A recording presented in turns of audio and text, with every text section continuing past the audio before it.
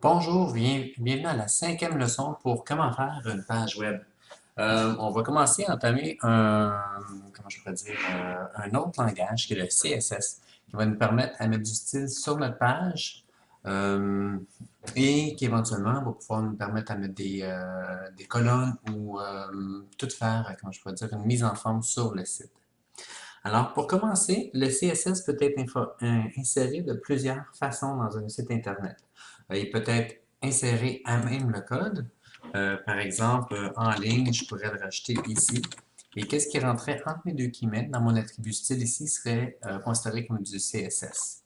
On peut aussi le faire directement dans le code. Souvent, on va essayer de le faire toujours dans l'entête, entre les balises style. Mais la façon qu'on va le voir aujourd'hui, nous, on va le voir avec l'insertion d'un fichier.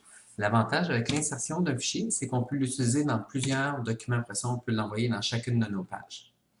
Alors, pour l'insertion d'un fichier, dans notre entrée, on va mettre la balise link et on va demander d'aller rejeter une feuille en particulier. Alors, il y a plusieurs attributs dans la balise link. Nous, ce qu'on va vraiment porter attention, c'est sur la dernière qui va être href. Par contre, on va quand même mettre toutes les autres. Alors, on va commencer par réviser qu'on place une feuille de style. On va dire que ça va être un fichier CSS. Et finalement, comme si vous pouvez vous rappeler, l'attribut href qu'on voit dans les balises A, qui nous indique comment aller rejoindre une autre page. Et voilà. Alors là, présentement, dans mon en-tête, je viens de dire d'aller chercher la feuille style.css. Je vais sauvegarder comme ça. Tout ça, ça ne va absolument rien changer dans mon site parce qu'elle n'existe pas la feuille. Alors ici, on va créer une nouvelle feuille qu'on va sauvegarder style.css. Et voilà. Alors maintenant, on a notre première feuille CSS. Le but du CSS, ça va être de pouvoir rajouter des couleurs, modifier le style de tout notre contenu d'un site web d'une façon beaucoup plus simple. Alors, pour commencer, on va faire un exemple. Je vais essayer de modifier l'attribut H1, qui est notre entrée principale. Alors, le CSS est séparé en trois sections. On a le sélecteur qu'on met au début.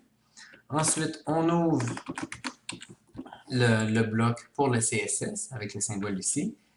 Qu'est-ce qui est entre le CSS, entre les balises ici, vont toutes être des attributs qui vont modifier le H1. Ensuite, on va rajouter un attribut. Alors, je vais mettre l'attribut couleur, qui est écrit en anglais, color, et on rajoute une valeur. Alors, on a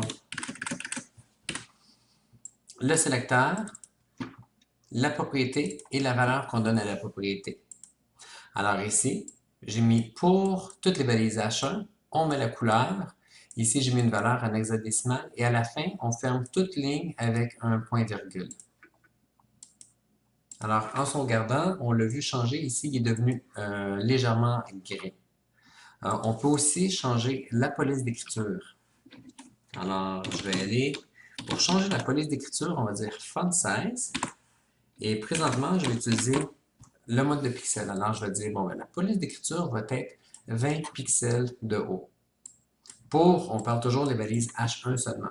Alors, vous voyez, automatiquement, ma police ici est rendue en grisâtre, 20 pixels de haut. On peut même aller plus loin et on peut changer la couleur de fond. Alors pour ça, on va prendre l'attribut background color. On n'est pas obligé de prendre, présentement ici, j'ai pris une valeur hexadécimale qui est de 1 à F. C'est un petit peu plus complexe à expliquer. Il y a déjà des noms communs qui existent. Si vous regardez dans le tutoriel, j'ai mis le lien sur le site W3C School qui indique tous les noms de couleurs communes qu'on peut utiliser. Alors dans ce cas-là, on va prendre Alice Blue. Alors chez Sauvegarde déjà rafraîchi, vous voyez, le fond est devenu bleu, qui est le bleu Alice. On peut s'amuser, on peut mettre un peu n'importe quoi, vous voyez, comme couleur. Ici, je pourrais dire mettre le texte en rouge. Je vais sauvegarder, je rafraîchis, vous voyez, mon titre est devenu rouge. Alors, l'avantage avec le CSS, c'est que ça va nous permettre de changer n'importe quel attribut d'une page.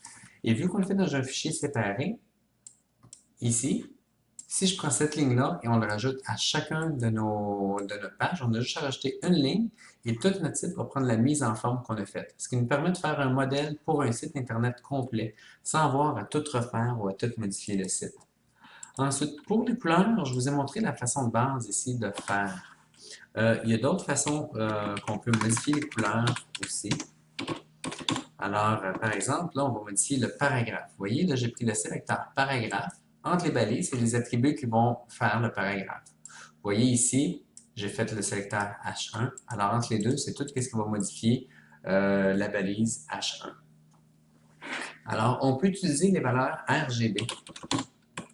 Oups, déjà écrit. Alors, RGB, je vais commencer par dire que je veux modifier les balises RGB. Ici, on a 3 chiffres à placer.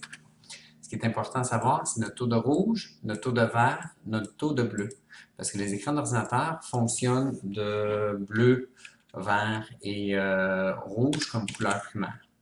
Alors, si je mettrais la valeur maximum ici pour le rouge, mon texte pour mes paragraphes va devenir rouge. Vous voyez? Alors, tous mes paragraphes sont devenus rouges. Je peux faire la même chose, on peut rajouter du vert. Alors, on fait un mélange de rouge et de vert. Et voilà, tous mes paragraphes sont devenus jaunes. Et on peut mettre différentes valeurs pour essayer tous les mélanges possibles de couleurs. Alors, les gens qui ont un logiciel de dessin vont remarquer qu'on peut facilement trouver sur les valeurs RGB et même il y a beaucoup de valeurs de programmes de dessin qui vont nous donner la valeur hexadécimale. Si on n'est pas certain, on peut toujours y aller en pourcentage. On peut dire, bon, ben, je veux 50% de rouge, 25% de vert et 75% de bleu. Alors, si je sauvegarde, et voilà, on est rendu avec un mauve ici pour notre site. Et on peut rajouter un autre filtre aussi. Ça va être mon dernier détail, mais on ne l'utilisera pas beaucoup présentement. C'est le filtre alpha. Alors, au lieu de dire RGB, on fait RGBA. Et là, je pourrais rajouter, disons, 75% ici. Le filtre alpha, qu'est-ce qu'il fait? C'est la transparence. Là, ça ne fonctionne pas parce qu'on a juste un seul item. Quand on a plusieurs items, avec le filtre alpha, on est capable de travailler sur la transparence d'un objet. À faire très attention, parce qu'avec certains furteurs, le filtre alpha il est moins reconnu, alors on risque d'avoir des problèmes d'affichage. Il va y avoir d'autres façons de pouvoir afficher les couleurs à l'écran. Un dernier détail, c'est vrai, comme j'ai marqué dans le tutoriel, quand on fait les couleurs, là on a vu la RGB, il y a aussi le Hue, Saturation et Lightness, HSL, qu'on peut modifier. Alors pour des gens qui sont habitués avec des logiciels de dessin, ils vont peut-être être habitués à reconnaître ces valeurs-là, qui vont peut-être être plus utiles ou plus pratiques pour eux quand ils vont vouloir modifier des images. Mais moi, personnellement, je préfère vraiment utiliser la valeur hexadécimale. C'est ce qu'on trouve en général sur la majorité des sites Internet, va être la valeur ici, comme j'ai montré tantôt, qui va être 6 caractères entre 0 et F. Alors, c'est 0, 1, 2, 3, 4, 5, 6, 7, 8, 9, A, B, C, D, E, F, qui nous permet de changer les couleurs sur le site Internet. Alors, c'est tout. C'est comme ça qu'on conclut notre 5e leçon. Dans la prochaine leçon, on va voir beaucoup plus en détail les sélecteurs. On va voir d'autres attributs et d'autres balises, dont les balises DIV et SPAN, div et span, qui vont beaucoup nous aider pour faire la mise en forme sur les sites Internet. Ils vont nous permettre de faire différents blocs pour qu'on puisse afficher du contenu plus interactif. Alors, je vous remercie d'avoir suivi la leçon et à la prochaine.